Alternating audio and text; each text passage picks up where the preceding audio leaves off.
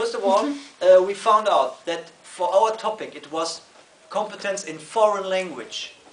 That in general, teachers consider the level of competence of the students much lower than the students do. Oh, okay. So, teachers consider level lower. And the other way around, of course, the students consider their own level much higher. But that's not all. Because when you know that, you still do not know that when you take the average, the median from it, then you find another thing. Namely, that the teachers are, in general, when you take them all, under average with the consideration of the competence level. So most of them are level O or only 1. That means under competent. So, and the other way around, the students, when you take the median, you see that the students are on the positive side. They, when you take them all together, the majority of them think that they are competent because they have level 2 or 3 in their majority. And that is another thing that we found out. So, to make the top of it, students often for their competence in foreign language use level 3, which is the top level. So, very often they say, we are quite competent. I give you an example for that. When the question was, what is your competence in getting the ideas from people speaking and talking on TV? They have more than 38%.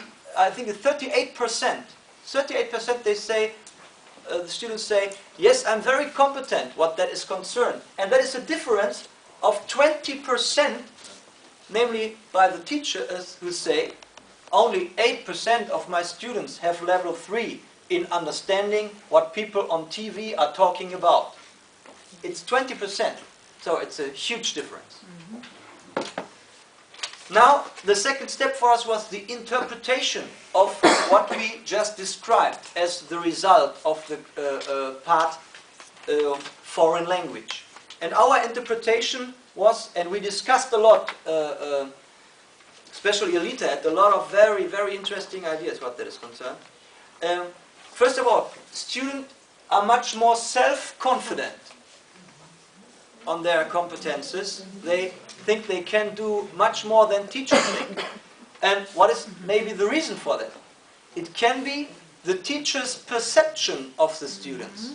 Because teachers only see a very part of students' reality.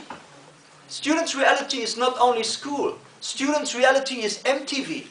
Students' reality is meeting people from different countries outside and talking to them. But that is away from teachers' perception. They do not know how they behave in that situation. And another thing is, if you ask students, can you summarize the aspects of a text? You can have maybe 3 students who give answers, because you have time to go on. And there are maybe 5, 6, 7 other students who know the answers too.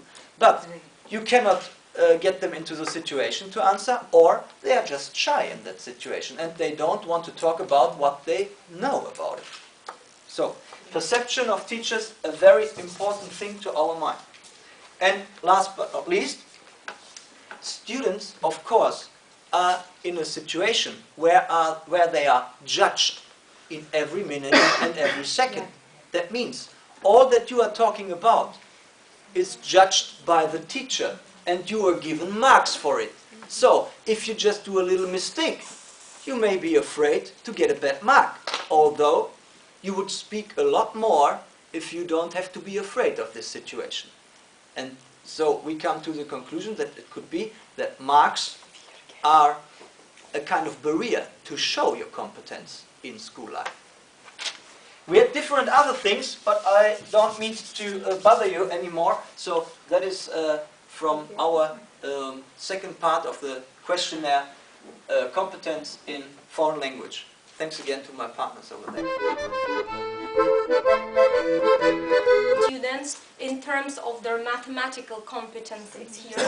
And, well, the discrepancy between the answers of students and teachers is very significant. For instance, 7% of teachers think that students are competent, whereas 31% of students think that they are competent. So teachers underestimate their students. That's the first conclusion.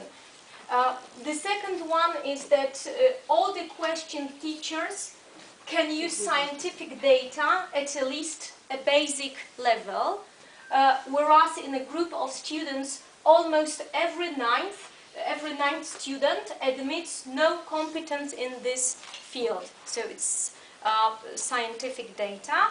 And the third one, okay, just to keep it in one row, teachers take it for granted that all young people, that is our students, can handle technological devices. I think we take it for granted. All young people can use computers, do things on them and so on, whereas almost every ninth student admits to having no competence at all in this field, which is quite surprising, really.